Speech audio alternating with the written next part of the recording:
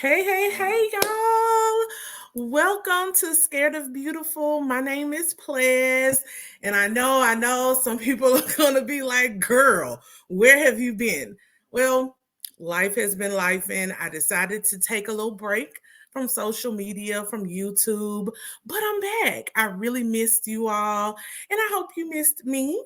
If you are new here, please hit the subscribe button, like the video. Let's push us back out in this good old algorithm. Also, if you are one of my returning, my faithful beauties and bows, I really want to thank you all for supporting me, encouraging me, holding me down over this last year or so. It is greatly appreciated. I missed you all. I was watching Real Housewives of Potomac reunion and I had a lot of thoughts. I wanted to get into some things. So I said, let me hop back on YouTube and give my 2 cents of what I think is going on. Now, I had a brief little legal disclaimer. We're going to repeat that right now. Anything you see on this channel from Plez or from Scared of Beautiful is my opinion only. It is not legal education. It's not legal advice. It is edutainment, which we like to do from time to time. And it's just my breakdown of what I think is going on in these shows. I don't know these people personally. I'm only going off of what they and the producers let us see. So last night, we finally got to the anticipated reunion. Production starts being shady as usual.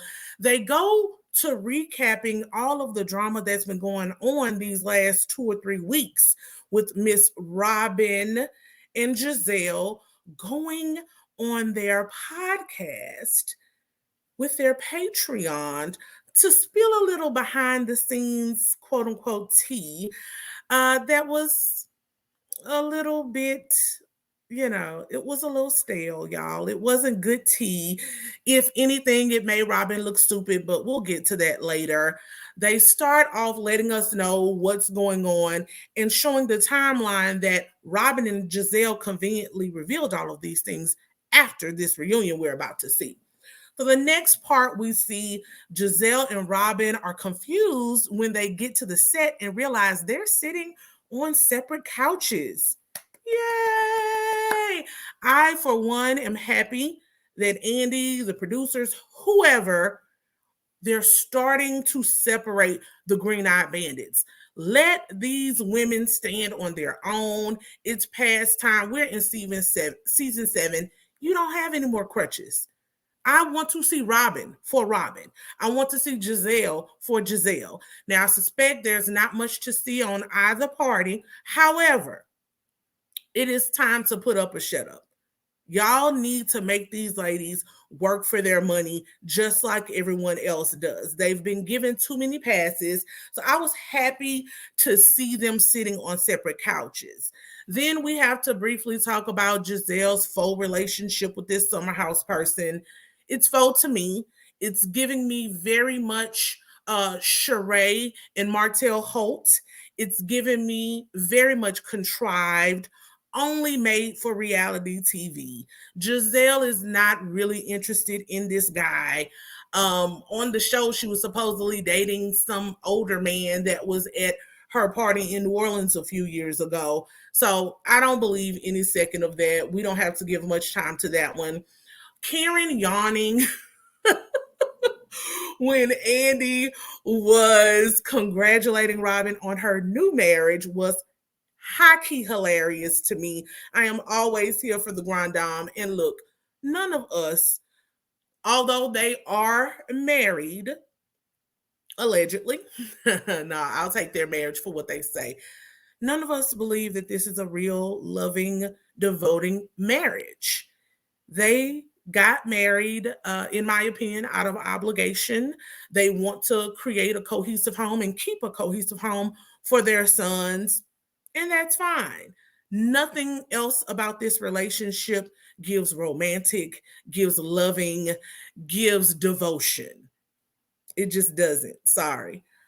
Next, we see Andy, and he goes into this, y'all, Andy in his reads, he goes into this thing with Candace about her dress, saying that she is looking a lot like the Cookie Monster, and just kind of giving a heads up that he thinks there are going to be a lot of comparisons on social media.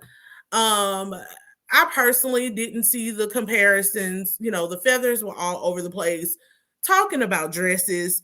I personally, I'm not a fashion girl, but if you would like my 2 cents, I honestly didn't like anyone's look for the reunion.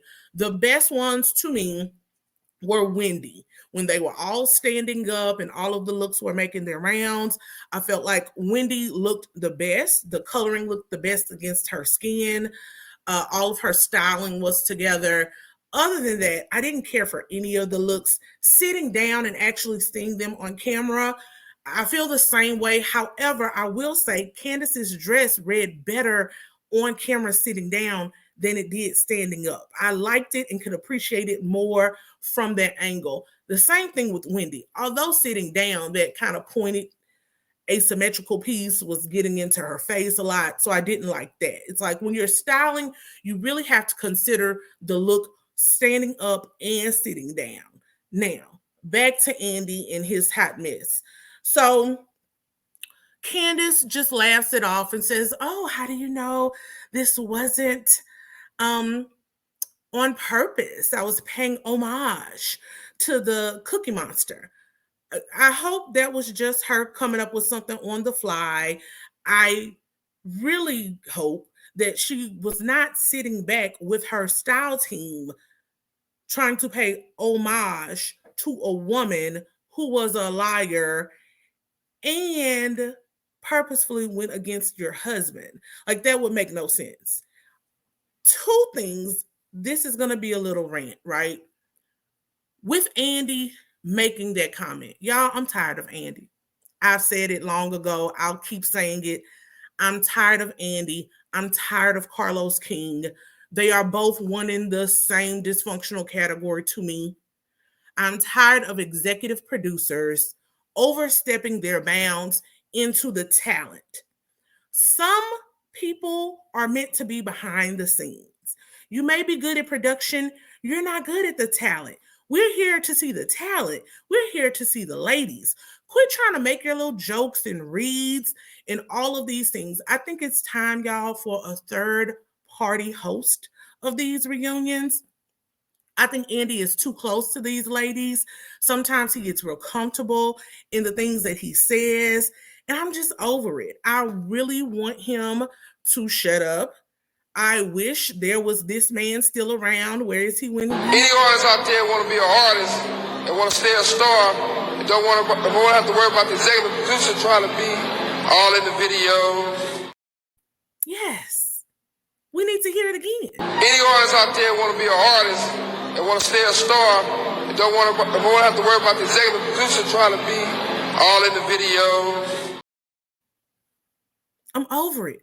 I don't want the executive producer to be all in the videos, all in the commentary, making his little digs. It's old. It's boring.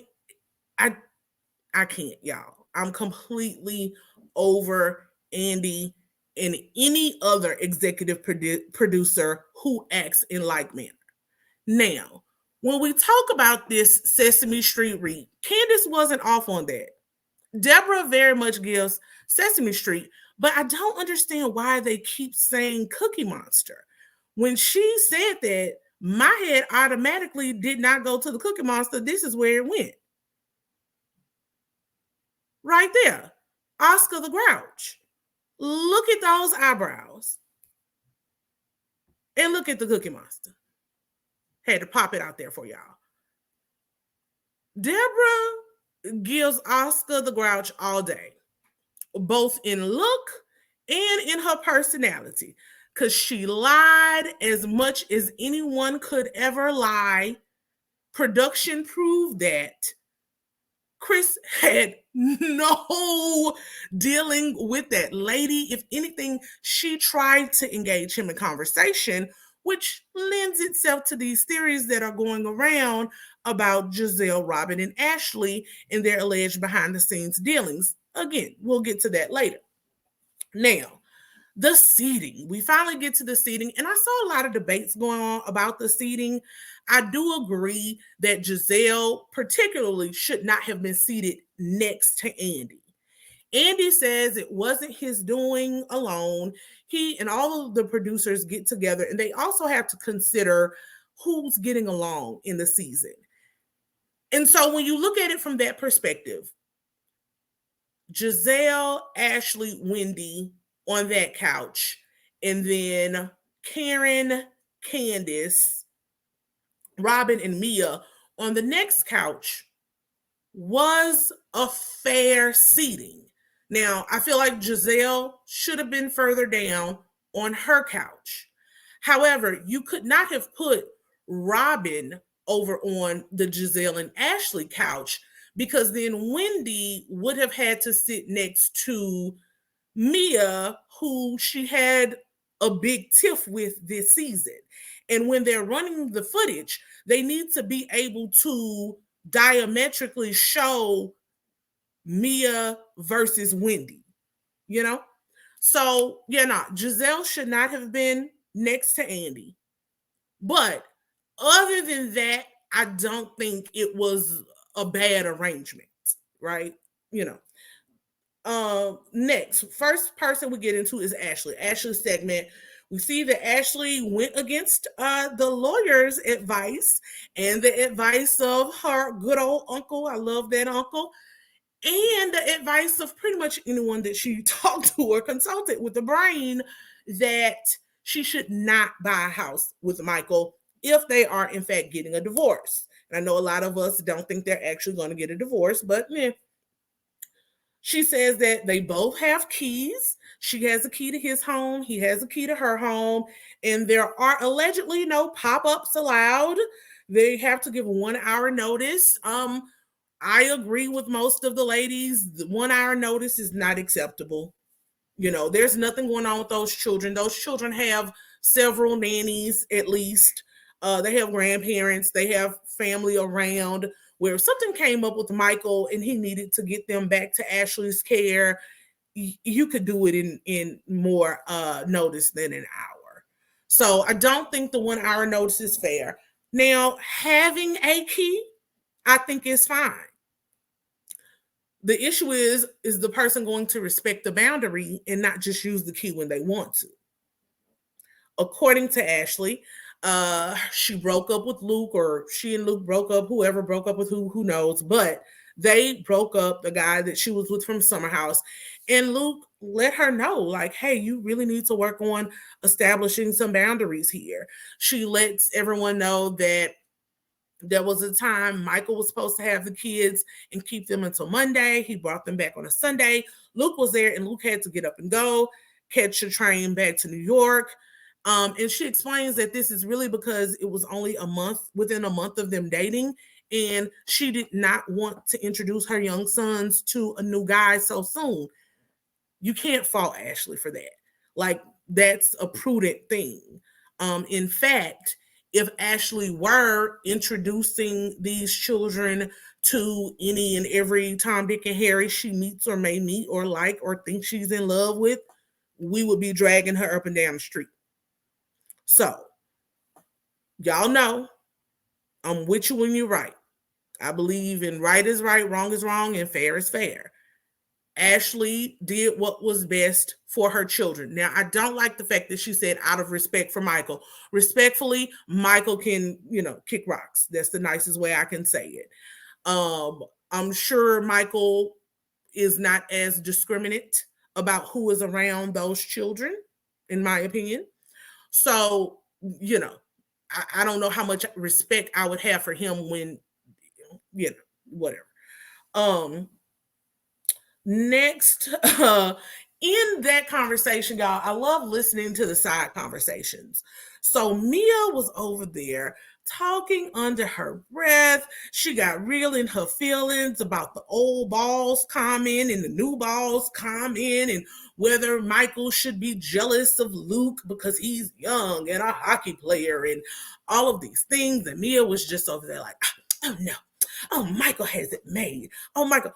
Mia, we're talking about Ashley's elderly boo, not yours. Why are you over there in your feelings? The truth is, Ashley and Michael had like a 30-year age gap. He old compared to Luke. Like, you can't be in your feelings about truth. Truth is truth. And most men, no matter how much money they have, no matter how much status they have, will be upset or intimidated when a younger man comes into play. It's the animal kingdom, honey. That male energy is going to conflict. So Michael may try to hide it, but I'm sure he was jealous and caused lots of issues between Luke and Ashley. Next, y'all, we got to get into it. Ashley talks about her prenup and says that it didn't serve her well. Everything that she thought she was going to get when she popped out these two babies, unfortunately, she's not. And just again, another disclaimer, you all, what I'm about to say is not legal advice at all. I'm going to explain just a little difference between what I think most people think of when they think of married people divorcing versus what actually is happening with Ashley and Michael and where they live. So, as we know, when you get married or you're about to get a divorce, it's all determined by the jurisdiction of the state that you live in, and what their laws are. So in some states, you have a community property state where marital assets are split down the middle, 50-50. When Andy led it off and said, are you going to get half? A lot of people think of half, and it may not always be half. So what Ashley goes on to explain, and she doesn't necessarily use these terms, but these are the terms. Ashley and Michael live in an area where there is equitable distribution of the marital assets. It's not community property. In equitable distribution, people will think, oh, equity, equal. No, it does not have to be equal in the way that we think of it. Equitable just means fair. Whatever the court determines to be fair and reasonable based on several different factors: the length of the marriage, the occupations of the people who are married. Like if one was the homemaker, one was the breadwinner, or if both are professionals and bringing in an equal amount of money, whether or not there's child support and alimony, whether these assets or property were obtained prior to the marriage. So that is where Ashley gets into it. So when we look at separate property, any property that you obtained prior to your marriage, that's usually maintained by the person who owned it prior to the marriage. Anything that is a gift or an inheritance, even if you get it while you're married. So say one of Michael's old relatives passed away and left him another $100 million. That's his $100 million. He inherited that. Or if someone gifted it to him, same thing. Anything that is excluded by a valid agreement, i.e. a prenup. When you sign away things in a prenup and the court finds that the prenup was a solid, legal, binding prenup, it's excluded. And then the key thing is any other property that can be traced back to those original sources. So as she said, if Michael is taking money that he had before the marriage and investing that money, even if he invested it after the marriage, that money likely will not be, any proceeds or fruits of those investments will not be deemed marital property. Now, Ashley can and should get an actual accountant, get an actual numbers person to dig in and do a forensic search of what Michael is saying. However, Ashley just doesn't seem to have that fight in her. She doesn't seem to have that type of grit, honestly, or backbone. And so I think she's just going to roll over and take whatever Michael and his attorneys say. Now, I'm sure she has her own attorney, but again, if most of her income is supplemented by Michael, her attorney likely doesn't have the amplitude of Michael's attorney. You know, this is what happens when you rely on someone to pay all of your bills. Now, without her prenup, with an equitable distribution state, she could have also gotten alimony and child support. However, Aha! she did not allow for alimony in her prenup. I don't know how this happened. Actually, I do know how this happened. And y'all, as much as we talk about women securing the bag and, you know, getting it how you live, I know everybody is in this city girls mindset and we gonna finesse and you know, scam them and come up off of them. You can't scam a scammer. Not saying that Michael is a scammer, but you can't scam an older, more sophisticated, financially savvy person. Michael may be loose in all other ways, but he made sure his finances were locked up real tight where they could not be infiltrated. And part of that is what happens when you have this relationship where there's this huge gap between the parties, right? You know, she's 20 something. They got married, I think, about 8 years ago. So she's 20 something, getting married, doesn't have the resources to get a good attorney to review the prenup and everything that she's signing up for. And she's in love, you know, as she said. So she just wants to be married and doesn't want him to think that she wants his money. But, you know, hopefully the child support will be enough to sustain her. She says that Michael has agreed if she gets into some financial hardship, he'll pitch in. But, you know, we all know what happens when Mad Day comes. Next, a viewer sends in a comment saying that she thinks Ashley's reason for divorce is BS. And Mia agrees. How you get them is how you keep them. But look, people are allowed to grow and change. I can see someone saying, I used to be open to threesomes, swinging, whatever allegedly they were into, but now we have 2 children.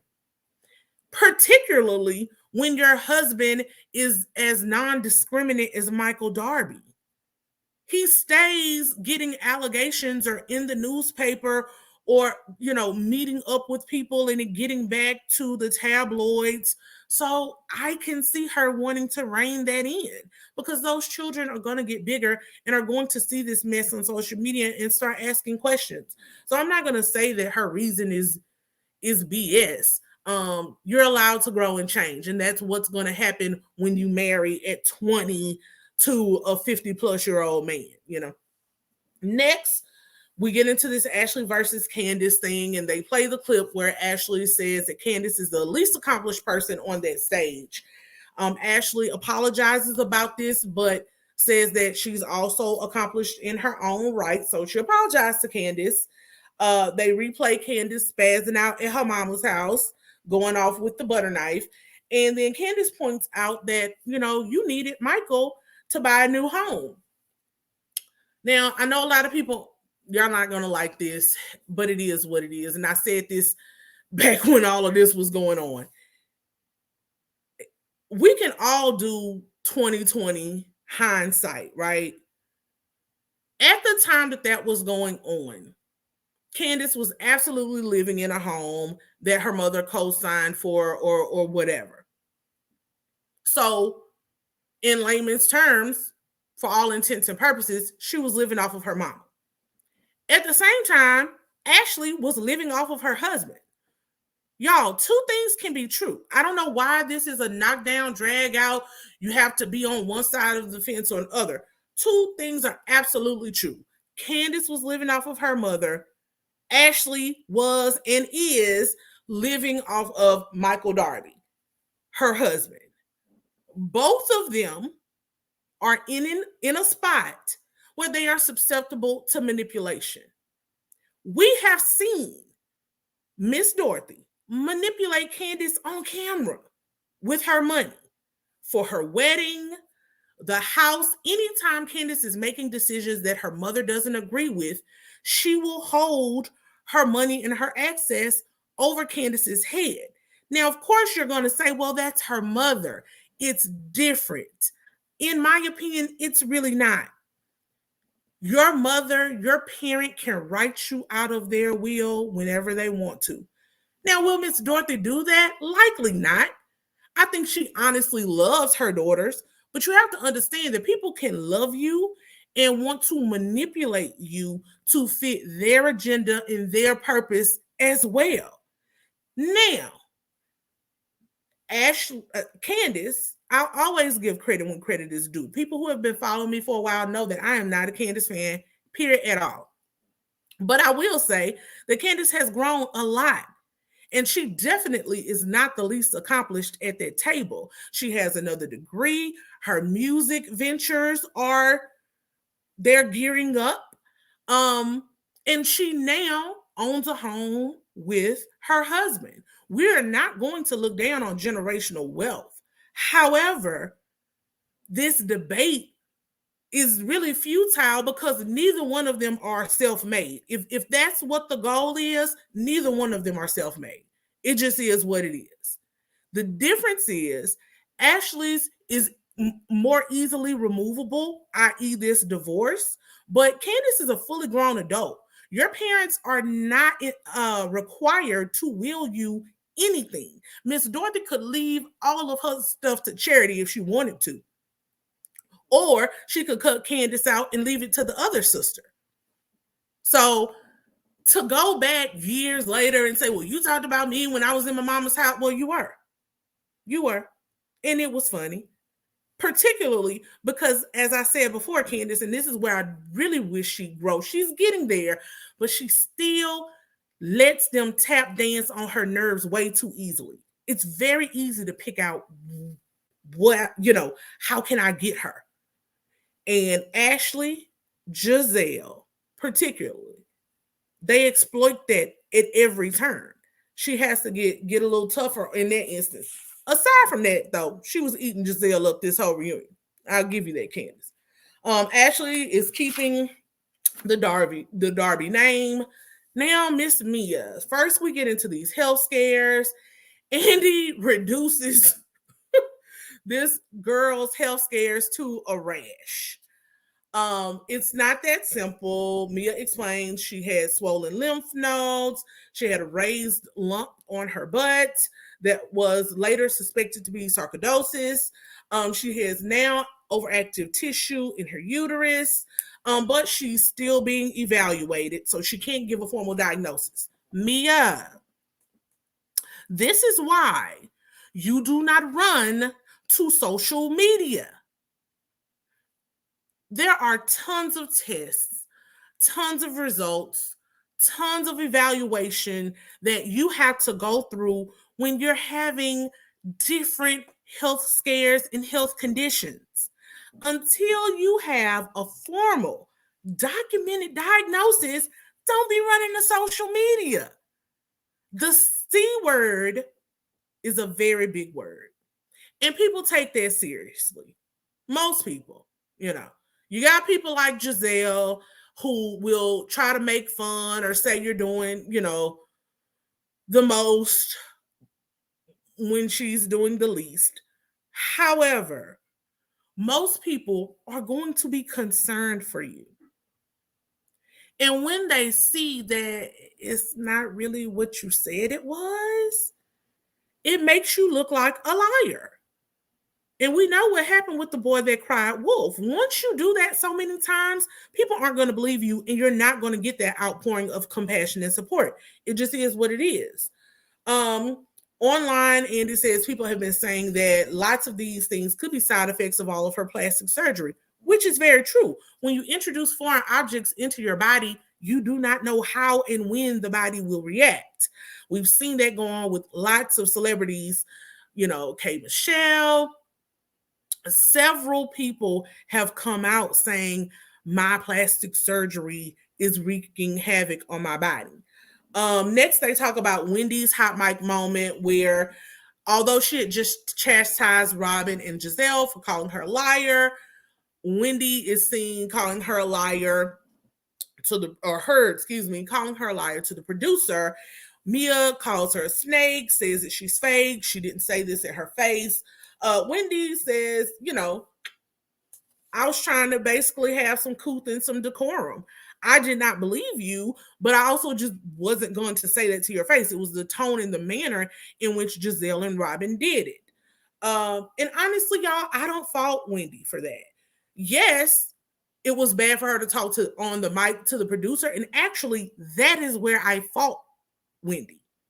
I think most people, when the allegations came out, were like, this don't really flow. This not going together.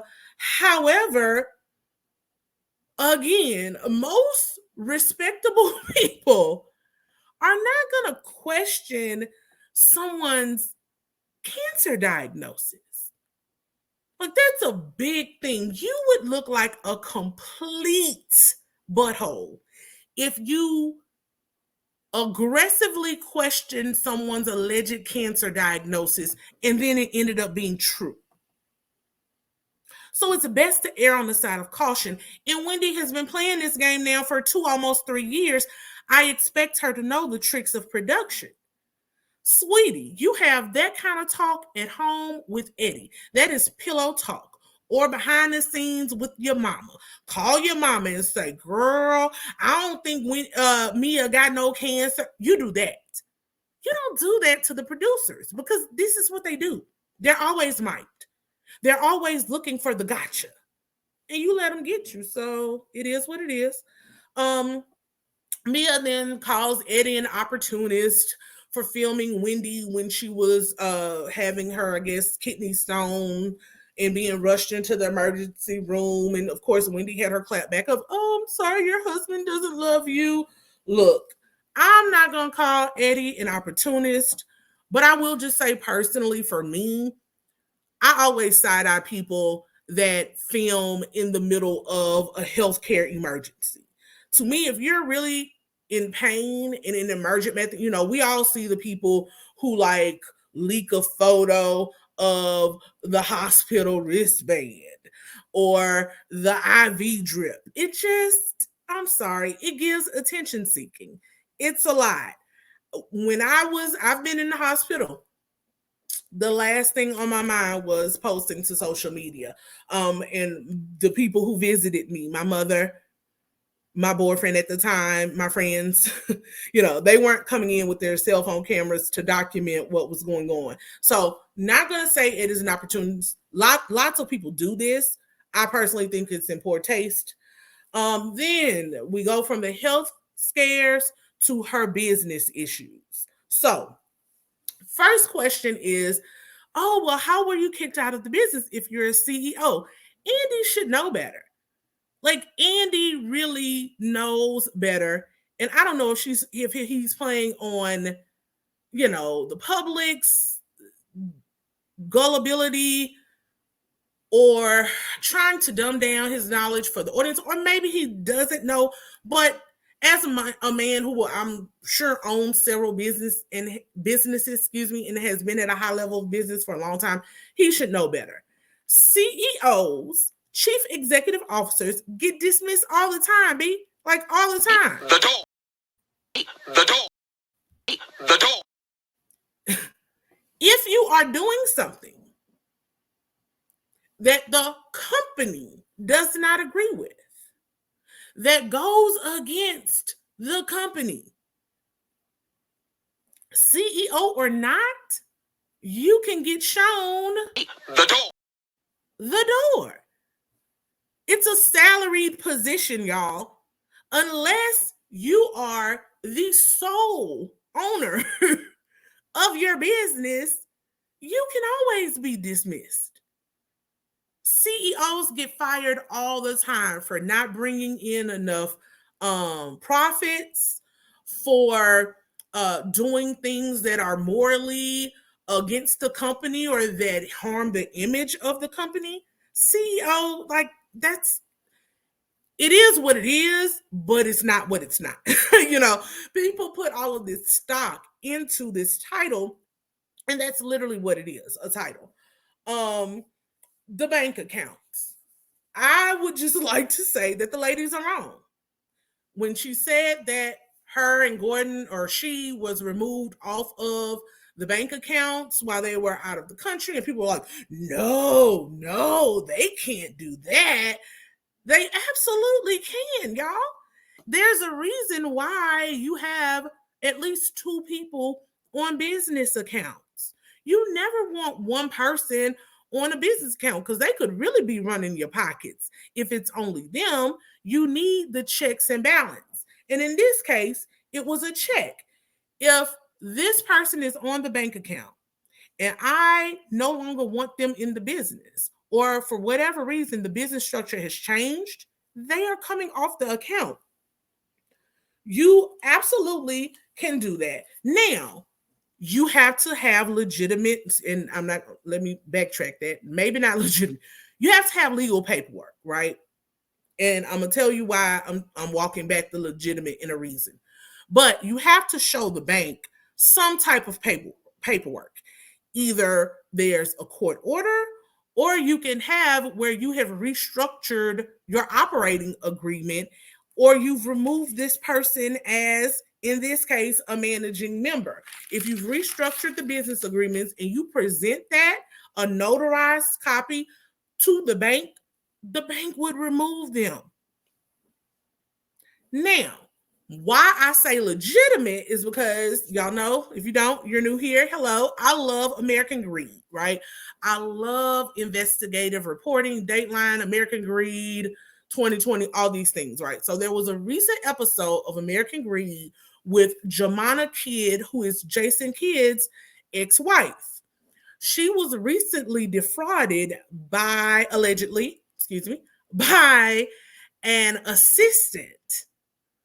When she got a forensic accountant and different investigators to go through her bank accounts, they discovered that this assistant had given a fraudulent power of attorney document to Jemana's banks to alter Jemana's access to her own bank accounts. And I say that to say, in this case, the bank was produced legal documents, but they weren't legitimate. However, most banks do not do their due diligence. They don't verify. They don't call the other party or anything to discover, is this document in front of me real? Should I take it at face value? So Mia's partners could have absolutely walked in with some legal documents to that bank and gotten her removed. She could absolutely be telling the truth about that part of it. Next, we go through the actual board members in the meeting. Now, again, I think in this instance, Mia just isn't an effective communicator. She doesn't explain things well. However, I also think it could be a mix of things, y'all. So first she says she's a manager. It's a member managed LHC. So there are differences between member managed LHCs, manager managed LHCs. We won't really get into all of that. But just know that the managers have more say than regular members, right? So first she said there were two. You should never have an equal amount of managers, ever, ever, ever, ever in life. Because when things happen, you need a tiebreaker, right? So somebody probably got them in the ear and told them that. So they add a third person. Well, now when you add the third person, it's off kilter. You're off balance, right? This third person can now vote against you and your husband. And as much as she kept saying her and Gordon, I personally think, again, haven't seen the documents, that in this business, her and Gordon are considered one. Like it's not her interest and Gordon's interest. They are in solidarity. So two people can very well come in and vote them out. Then she starts talking about she's a member of the board, and there are 8 overall board members, and the numbers just start getting a little fuzzy. And then she starts talking about she owns 40% of shares, and so she's conflating shares with ownership interests and just mixing up the language a lot. Y'all, I think I know what happened. I think Mia was in Gordon's old video collection and was watching this. I think this is it. I think she was watching The Family That Prays and saw how the son was trying to oust the mother. The difference is she wasn't Kathy Bates, honey. She did not have someone on her side on the inside when the upheaval and the coup was going on. She didn't have someone on the inside like old William over here. His wife came in that rose garden and told Kathy Bates what William was trying to do behind her back. See, that's what happened. Mia was over there, y'all, gallivanting wherever she was out of the country while the coup was going on behind her back, and she didn't know what happened. So when she watched this, she thought, oh, this is relatable. Black people gonna know this reference because they're gonna be like, oh, that happened on that Tyler Perry movie, girl. See, I called it, Mia, because that is my favorite Tyler Perry movie. It's probably the last Tyler Perry movie that I've watched, or at least the last good one. Like, I haven't watched Tyler Perry movies in at least 10 years. But that's my favorite. That's my favorite, Mia. So, girl, I know what happens, and I know that you probably telling the truth on some of it. Let's get there, right? So then Giselle talks about the reasons for the coup and why she was kicked out, and maybe it was perhaps embezzlement. You know, I wouldn't use the embezzlement word. That's a big word. However, I will say, again, in my opinion, I think it was probably a mix of things, right? Probably a little mismanaging of money, but also the image. Mia chose to be a front-facing member of this company. She claimed she was the CEO, and in a minute she's gonna walk that back, right? Unknowingly, but we caught her. At any rate, she's promoting the business on the show. She's letting it be known, I own these chiropractic clinics. In the same vein, she's letting us know she's a former stripper. Her and her husband like to have very creative bedroom relations with others as much as they want to. It's one thing to do what you do behind closed doors and you and your husband live your life, even while running a business. It's a different thing when you get on national TV and start to mix your personal image with your business image. I think that could have led to people not wanting to be involved with them as business partners, or at least not wanting them to be the face of that company and of those businesses. Now, as we go through it more, Mia says, we got it, y'all. You see something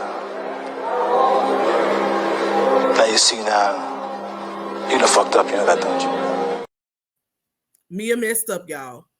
Mia says she was the marketing director. When she starts talking about her salary and how they're living and why they had to let go of some of these rental homes. She said, well, I wasn't getting my salary anymore. I was the marketing director and I wasn't pulling my salary. So, girl, you wasn't the CEO and the marketing director.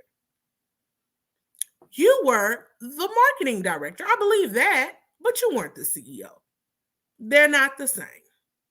You were in charge of marketing because they wanted you to put a polished, pretty face out to the public. And that's what happened. You were demoted. Your husband was overruled by the other managing members. And now you all are just more like silent partners. We don't want you all to be a face, but they can't take away your ownership interest at all. So she's right. They need to get bought out and keep it moving. She starts talking about all these rental homes. She shouldn't have had all those doggone rental homes in the first place. Y'all, I'm so over this something in this culture where people just feel this need to keep up, and then you try to keep up and don't even know the proper word and verbiage. She's talking about, oh, we're bi-coastal, and the only homes that she listed were in Charlotte and Maryland. As all the lady said, that's not bi-coastal. And then she tried to throw in LA. Well, did you rent or own a home in LA, girl? Because if not, then, whatever. Just trying to sound and inflate yourself to be more than it is. Andy then asks Giselle about Mia's openness and what she thinks about it. And frankly, Andy, see, again, this is where you just need to stop. I at least value some of Mia's openness, although she's not fully open and transparent because she does lie a lot. However, Giselle, what is she going to be open about? There's nothing to be open about because she has nothing going on. Next, we get to this little sidebar between Giselle and Andy where Giselle is FaceTiming Grace, and then Andy is like, oh, don't, FaceTime and drive. I'm your daddy and all this silly stuff. So then Giselle leans over and says, Andy, have you ever been with a woman? And Andy says no. He lets us know that he's a 5-star gay, which means he has never had relations with a woman. And he's 54. And Giselle decides to volunteer her services should he need them if he has not lost his 5-star status by the age of 60. That was an image that I did not need. I know Giselle is in her early 50s, as well. And she always likes to talk about Karen and Ray and not wanting to hear about elderly. Well, girl, we don't want to hear about you deflowering Andy Cohen at all. Again, these hot mics get on my nerves sometimes because it's just some stuff that, should have been left behind the scenes. Next, we get to Candace's package. Giselle starts laying in with this BS talking about Chris apologized to her. Then she shows the DM, and of course, production has to highlight it. Chris did not admit to anything. He acknowledged her feelings, which is what we tell people to do. If you feel that way, I apologize. It's not my intent. He acknowledged her feelings. That's it. That's all. Production then shows this montage of how many versions of this story that Giselle told everyone about Chris. And per usual, they don't match up because Giselle's a liar. Ashley says, oh, well, she puts a little sauce on it. Stop, Ashley. Hard stop. I am tired of them giving Giselle these passes. Giselle lies on purpose. She did it several times this season and laughed about it every time. Every time someone said, Giselle, that's not what was said. Oh, well, that's what I heard. Girl, no. Almost all of the rumors and innuendo in Potomac lead back to Giselle Bryant. And it's because she's messy and miserable, has nothing going on in her own life. Robin chimes in as well. These three musketeers talk about, oh, well, no, Giselle told me as soon as she got in the limo from the reunion that she felt uncomfortable. And Candace makes it a good point that, yeah, you may have said that then, but there was a whole off season. Girl, you could have called me the next day to say, you know what, girl, Chris asked me to go to his hotel room, or could he come to my hotel room, whichever way, and talk about something. And I felt some type of way, but you didn't, because you saw it as an opportunity to try to bring down somebody else's husband and family. And again, I don't like it, Candace, but what y'all did to Chris, because Chris is nice. I like Chris. I've said that before. I like that Chris is devoted to that lady and that she has someone in her corner. Everybody needs a soft space and a safe space to land. And I'm glad that Chris can be that for her.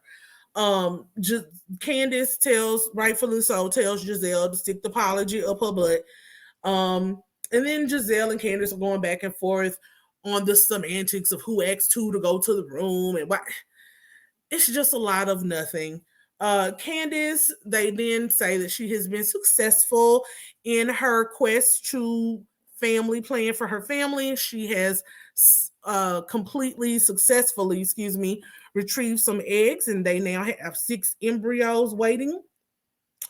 They then address a viewer who talks about Candace saying that Giselle made essay allegations against Chris, and Candace specifies that she's talking about when Giselle says Chris allegedly grabbed, I'm guessing, Deborah or one of Ashley's other friends, but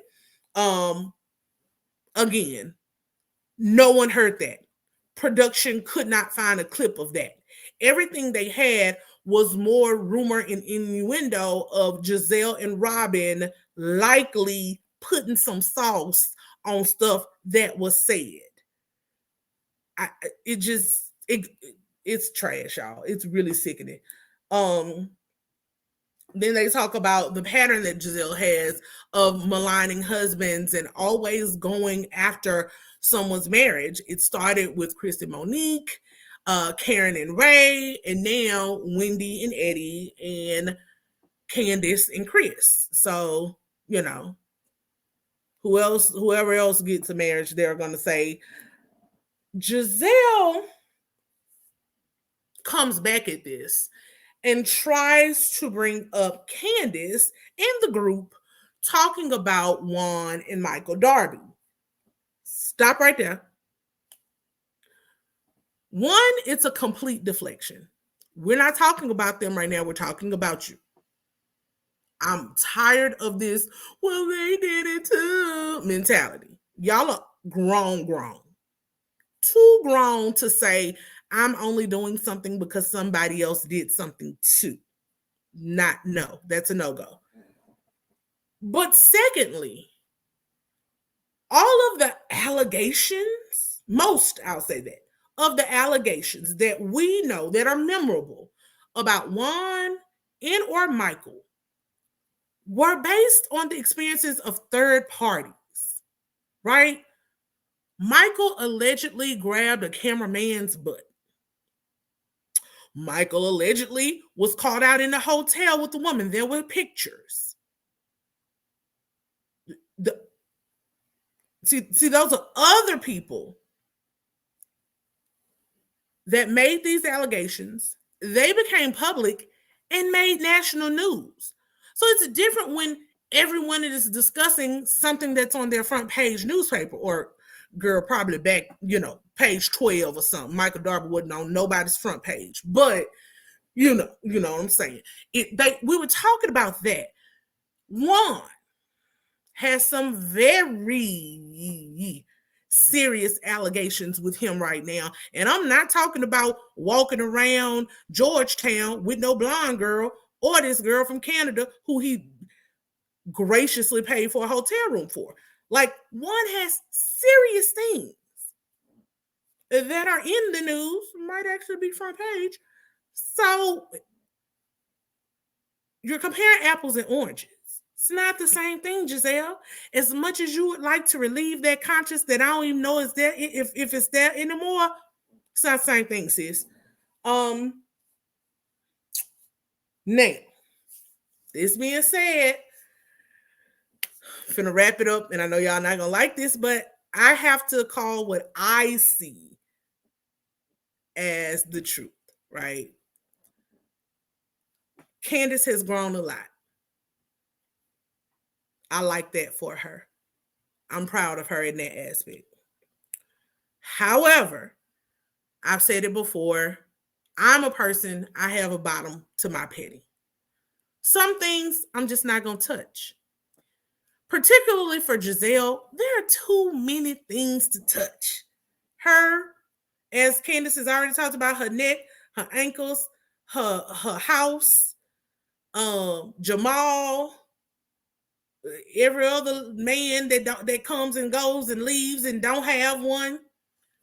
There's so many things that you can dig into on Giselle that I just feel like the dwindling uterus comment was Candace doing too much.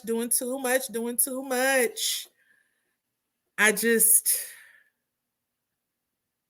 didn't like it. I'm sorry. And I know y'all are gonna get in the comments and y'all gonna tell me, but please, Candace, they always going against Candace. And I have sat here and said everything Giselle, whatever her middle name is, Brian does, is trash. She should not be on this show. I'm ready for her to go. She has no storyline. So she consistently makes everybody else her storyline. She brings nothing. She's a pretty face. That's it. And honestly, we got to push harder, y'all. We have to make our voices known to Bravo. However, I still think Candace was doing too much with this dwindling uterus comment, because at the end of the day, she's a woman. And just like she had to eat crow and walk back the things that she said about Ashley and Ashley's miscarriages when she herself was facing fertility issues, it's the same thing. If we grow to live long enough, if God blesses us to get to certain ages, we all, as women, are going to experience menopause, possibly having to have a hysterectomy. It's life. It's a life change, right? So on that comment, I was cringing. I really felt like I wanted Candace to pull back a little. I wanted her to not do that because, again, reality TV and social media, they're all sound clips and sound bites. And people are going to take that little clip and use that against her, right? And I hate that she gives them that type of ammunition, right? Like, it's so many other things that you can go at Giselle or Brian about. The dwindling uterus was just a bit much for me. So that was it. The preview for next week, we know they can get real tricky with this editing, but it looks good. They got boxes and receipts popping out from everywhere. So I will be back with the part 2 reunion, and I'm going to be doing some other videos. I'm not going to promise y'all a lot right now, but just know I will be back and will be active on YouTube. I hope you all enjoyed it. I don't know what it is where you are, but where I am, it is carnival season, honey. It is Mardi Gras, laissez les boutons rouler. Go out, enjoy yourselves, have fun. Also, today is the day I get my Beyonce tickets, honey. So I'm finna go spend my rent. Just playing. But I will be in the Renaissance. So I hope you all have a great day. I hope you all enjoyed. I love y'all, my beauties and bows. Please subscribe, like the video, and I will see you all next time. Bye-bye.